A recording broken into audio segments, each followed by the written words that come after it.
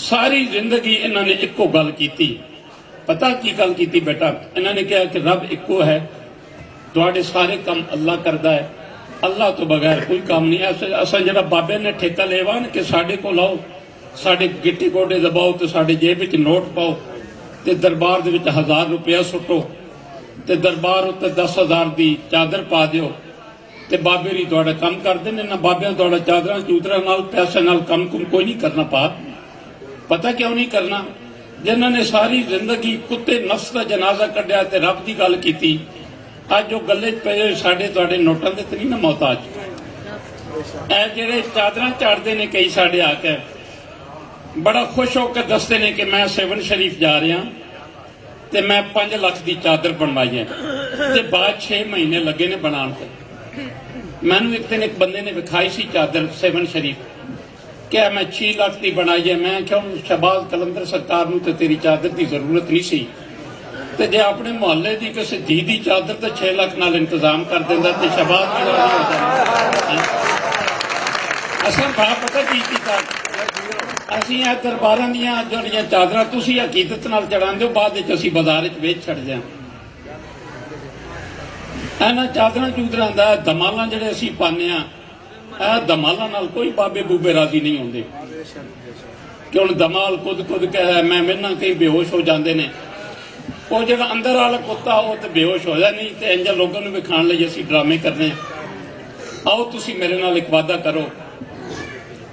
ਮੈਂ ਸਾਰੇ ਬੇਲੀਆਂ ਨੂੰ ਕਹਿਣਾ ਜਿਹੜੇ ਮੇਰੇ ਕਰੀਬੀ ਸੱਜਣ ਨੇ ਕਿ ਯਾਰ ਤੁਸੀਂ ਇਹ ਜਿਹੜਾ ਦਰਬਾਰ ਤੇ ਮੰਗਦੇ ਹੋ, ਮੈਂ ਇੱਕ ਬੱਕਰਾ ਦਿਆਂਗਾ ਤੇ 2 ਦੇਗਾ ਦਿਆਂਗਾ, ਜਿਹੜਾ ਰਿਸ਼ਵਤ ਪੇਸ਼ ਕਰ ਦਿਓ ਇਹਨਾਂ ਨੂੰ ਤੇ ਪਤਾ ਕਾਦੀ ਪੜਨੇ ਆ।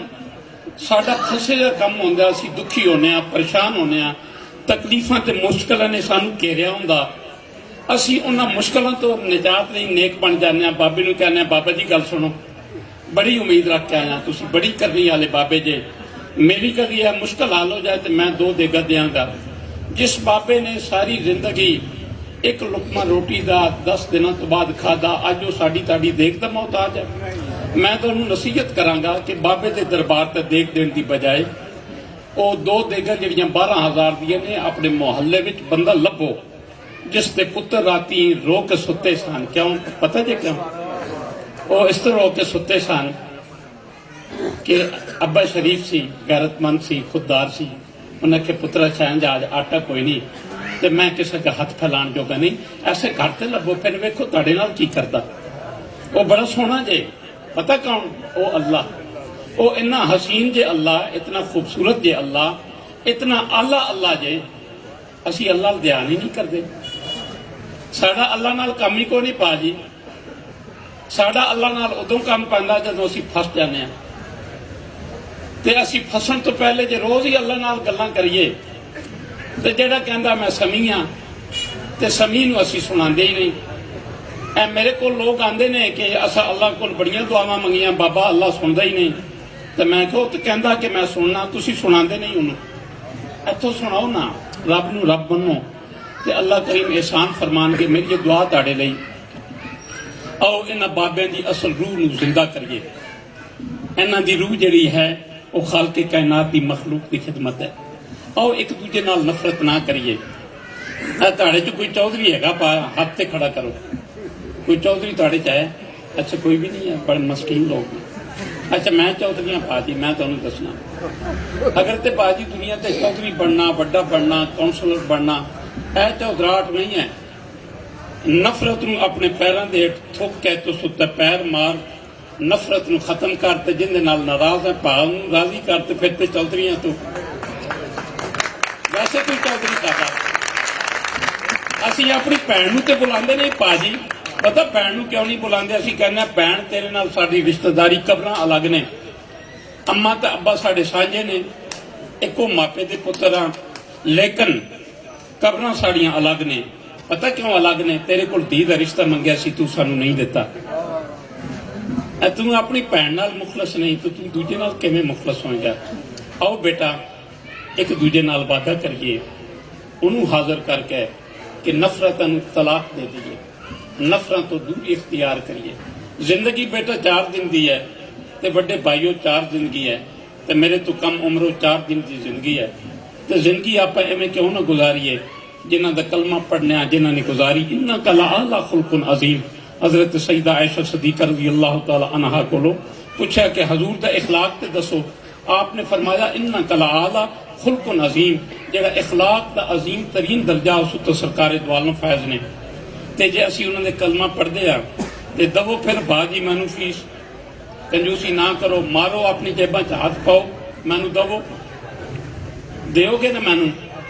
اور فیس کی ہے باجی, نوٹ نہیں. اچھا کم جڑا نوٹاں نال نیچے ہوندا, اے درباراں تے ککڑ مرغا دین نال کم نیچے ہوندا, بابے رانو پیسے دین نال نیچے ہوندا. جے ماں دے ہاتھ نہیں نہ چومے تے پیو دے گٹے نہیں دبائے تے پیراں دے گٹے نال ککھ نیچے ہوندا ہے تے گٹے چ بہ جاندے نے. بیٹا اپنے ماپے نوں اجے جنت لبنی ہے تے بیٹا گھر چ لب. گھر تے تیری ماں بیٹھی ہے, اتوں جنت لب جائے گی. تے جے تو اپنے گھر دے پیر نوں نہیں سیاتا تے دوجے باہر نوں بیٹا کی پہچانے گا. ضروری جڑا پیغام ہے بیٹا تہاڈے لئی اے ہے کہ دعا لئی میں تے فیس منگنا, میں بشرم آدمی ہاں تے تسی بشرم ہو کے دے دینا. فیس بیٹا پتہ کی ہے, یقین کرو بڑی حسین فیس کی, بڑی خوبصورت فیس کی اور اعلیٰ فیس کی. بڑی اندے نال بڑے بڑے کم ہوندے جے. میرے جتنے یار نے انہوں کو فیس منگنا انہوں دے کم ہو جاندے نے تے تسی بھی مینوں دو فیس. پتہ کی ہے باجی, مسکراہٹ ذرا مسکرا کے ویکھو, مسکراؤ تے صحیح بات. تہاڈے کول بجلی دا اپنا تہاڈا میٹر دا بل تے نہیں آنا. مسکراؤ بیٹا. جدوں صبح اٹھو تے مسکرا کے اٹھے کرو تے جدی راتی سونو تے مسکرا کے سونو.